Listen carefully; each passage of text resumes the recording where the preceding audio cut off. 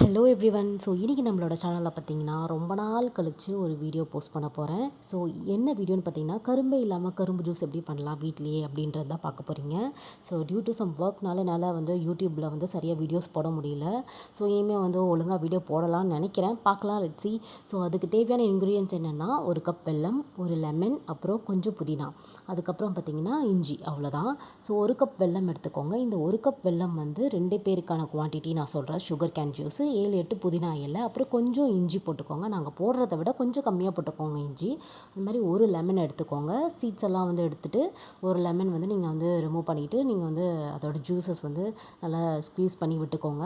இதில் வந்து கொஞ்சம் உப்பு போட்டுக்கோங்க. பிகாஸ் உப்பு போட்டால் தான் அதோட டேஸ்ட் வந்து நல்லா என்ஹான்ஸ் பண்ணி கொடுக்கும். ஸோ உப்பு போட்டுட்டு கொஞ்சம் நீங்கள் தண்ணி ஊற்றி இதை வந்து நீங்கள் நல்லா வந்து கிரைண்ட் பண்ணிக்கோங்க.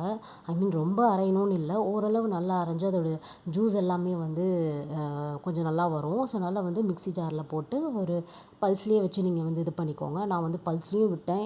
நான் வந்து கிரைண்ட் பண்ணேன், பட் எனக்கு வந்து ஒழுங்காக கிரைண்ட் ஆகலை. அப்புறம் என் ஹஸ்பண்ட் கிட்ட கொடுத்துட்டு அவர் கொஞ்சம் கிரைண்ட் பண்ணார். கொஞ்சம் அழகாக கிரைண்ட் ஆகிடுச்சு. கிரைண்ட் ஆகி நீங்கள் வடிகட்டி ஐஸ் கட்டி போட்டு நீங்கள் குடிச்சிங்கன்னா, கடையில் நீங்கள் எப்படி நீங்கள் கரும்பு ஜூஸ் இருக்கோ அந்த மாதிரியே அதே மாதிரி டேஸ்ட்டில் வந்து இது இருக்கும். நீங்கள் கண்டிப்பாக வந்து வீட்டில் வந்து ட்ரை பண்ணி பாருங்கள்.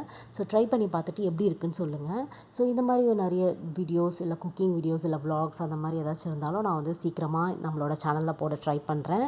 ஸோ இதே மாதிரி என்னோடய சேனலுக்கு சப்போர்ட் பண்ணிகிட்டே இருங்க. ப்ளீஸ் சப்ஸ்கிரைப் பண்ணாதவங்க சப்ஸ்கிரைப் பண்ணிக்கோங்க.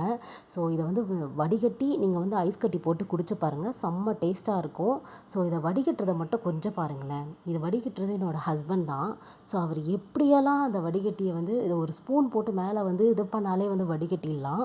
பட் ஆனால் அவர் வந்து என்னென்னமோ பண்ணி என்னென்னமோ ஆங்கிளெல்லாம் பண்ணி வடிகட்டுறாரு. So anyway it's looking good. So bye.